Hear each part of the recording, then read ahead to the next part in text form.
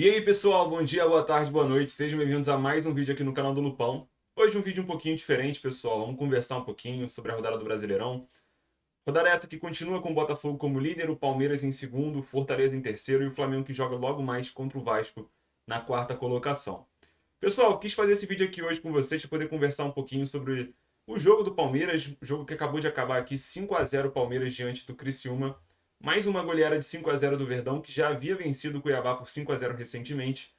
E eu gostaria de falar com vocês, pessoal, que apesar de todo o respeito ao Botafogo, que ocupa a primeira colocação no Brasileirão, do Fortaleza que vem logo atrás e do Flamengo, que é um time que nunca a gente pode descartar na competição, eu acredito que o Palmeiras vai ser o campeão brasileiro de 2024. E o Palmeiras tem conseguido mostrar em campo essa vontade, né, pessoal? Separei aqui também para a gente dar uma olhada nos últimos jogos do Palmeiras, né, pessoal? O Palmeiras ele venceu o Flamengo por 1-0 naquele jogo da Copa do Brasil. Um jogo um pouquinho estranho, o Flamengo teve algumas possibilidades de fazer o gol e acabou eliminando o Verdão, justo. Depois, pelo Brasileirão, um jogo bem feio entre das duas equipes, 1-1, Palmeiras e Flamengo. Perdeu na Libertadores pro Botafogo por 2-1. Venceu o São Paulo com aquele gol no finalzinho no Clássico, 2-1, jogo que deu moral para a Libertadores. Aí veio o jogo histórico contra o Botafogo, 2-2, quase que o Palmeiras conseguiu virar no final. E aí que é o ponto de virada de chave do Palmeiras na competição. Eu acredito que se esse jogo tivesse terminado 2-0 para o Botafogo, a gente não teria visto o que aconteceu na rodada seguinte. Pessoal, lembrando que o Palmeiras fez o primeiro gol contra o Botafogo aos 41 do segundo tempo, e desde então o time se tornou uma outra equipe dentro de campo. Parece que aquele espírito do Palmeiras que quase venceu o Botafogo e eliminou o time carioca na Libertadores prevalece no time rodada após rodada no Brasileirão. Óbvio que não teve adversários tão fortes, né? Acabou batendo o Cuiabá, que está na zona de rebaixamento do Brasileirão, mas venceu por 5-0. Depois foi na Arena da Baixada lá enfrentar o Atlético Paranaense e venceu por 2-0 também. Um jogo que não teve dificuldades o time do Palmeiras. Não que o Cap esteja em grande fase também, mas conseguiu vencer com certa tranquilidade. Depois foi a campo hoje contra o Criciúma e fez mais um 5-0. É óbvio, pessoal, que o Criciúma também não é um grande time. Não tem feito uma boa sequência de jogos recentemente. Perdeu, por sinal, na última rodada para o próprio Cuiabá, que perdeu de 5-0 para o Palmeiras. Mas eu acredito que essas partidas, a sequência na tabela foi muito crucial para poder trazer um ponto positivo para o Palmeiras nesse campeonato, entendeu, pessoal? Lembrando também, se a gente olhar aqui uns detalhes, né, pessoal? O Palmeiras ele enfrentou o Botafogo, quem fez os gols do time? Flaco Lopes e Rony.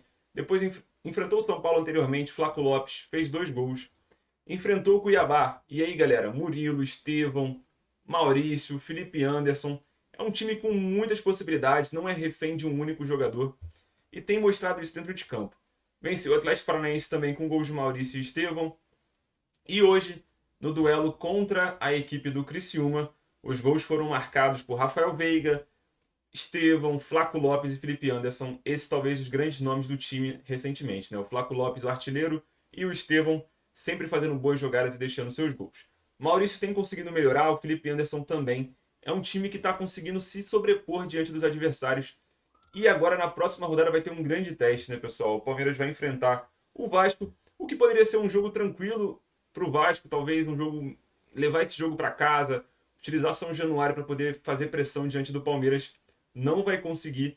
O Vasco acabou vendendo esse mano de campo para poder jogar no Mané Garrincha e esse pode ser mais um ponto diferencial para o Palmeiras no Brasileirão, que vai ter um jogo fora de casa, que na verdade não vai ser tão fora de casa. A gente sabe que o Palmeiras tem uma força muito grande em Brasília e provavelmente vai poder comprar muitos ingressos para esse confronto e fazer um jogo que deveria ser de mano de campo do Vasco ser um mano de campo híbrido, né, pessoal?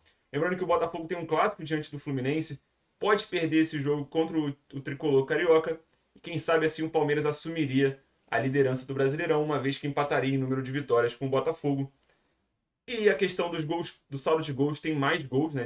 Digamos que o Palmeiras, depois dessas duas goleadas de 5-0, conseguiu aumentar em muito o número de gols feitos, e isso é um diferencial muito grande. O Botafogo não é um time que faz placares tão elásticos, apesar de ter vencido de 6-1 diante do Juventude no início do Brasileirão.